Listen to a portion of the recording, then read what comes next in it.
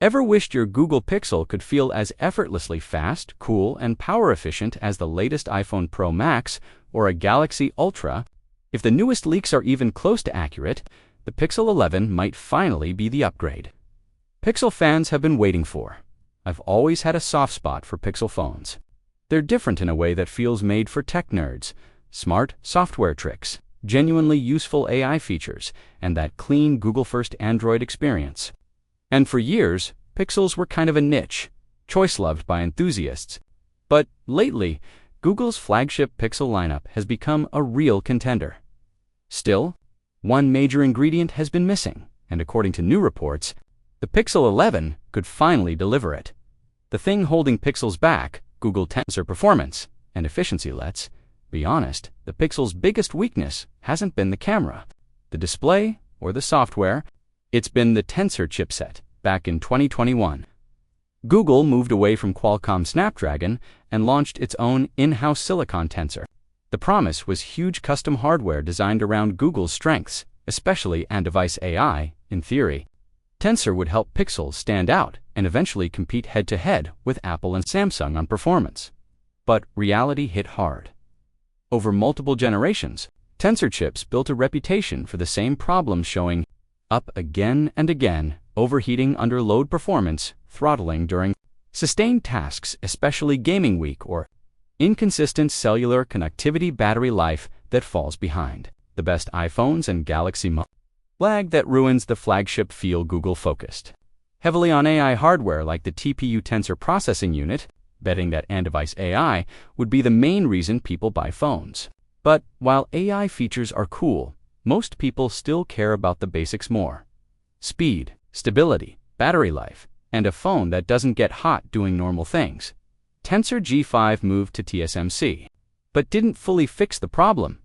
Big moment for Google was the move to TSMC manufacturing, because TSMC is the same chip-making giant behind Qualcomm's top Snapdragon chips and Apple's A series processors.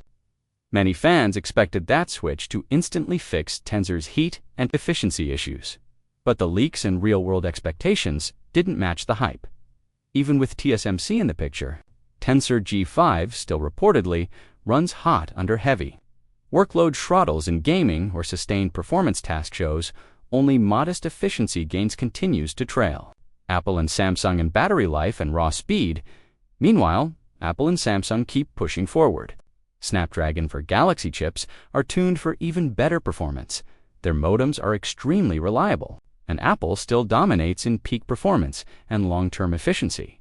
So the gap hasn't closed, at least not yet. Pixel 11 with Tensor G6 could be the real turning point here. Where things get interesting, leaks suggest the Google Pixel 11 will debut the Tensor G6, and this chip could represent a more dramatic redesign than we've seen in years.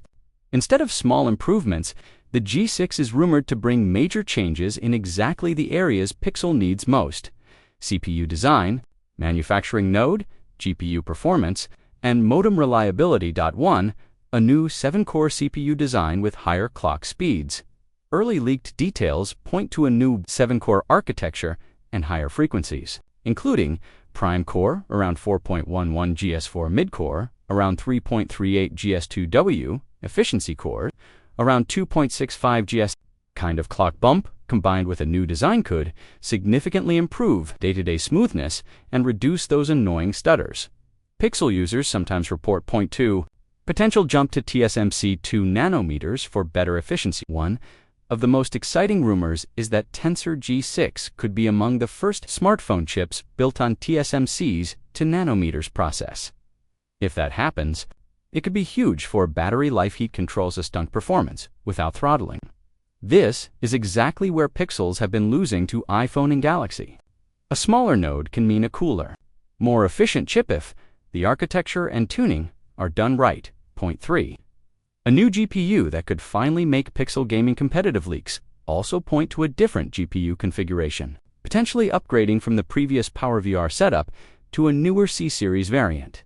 If accurate, this could bring higher graphics performance up to sustained FPS in gamesless heat buildup. During long sessions, Pixel has never been the gaming phone choice, and Google clearly wants to change that perception. For the modem upgrade, Pixel users have begged for. Connectivity issues have been one of the most frustrating long-term Pixel problems.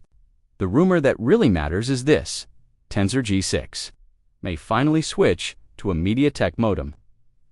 If Google drops the current modem approach that's been linked to heat and inconsistency, Pixel 11 could see major improvements in signal stability, 5G performance, power draw during mobile data, overall reliability in daily life for many users. A better modem alone could be as important as a faster CPU.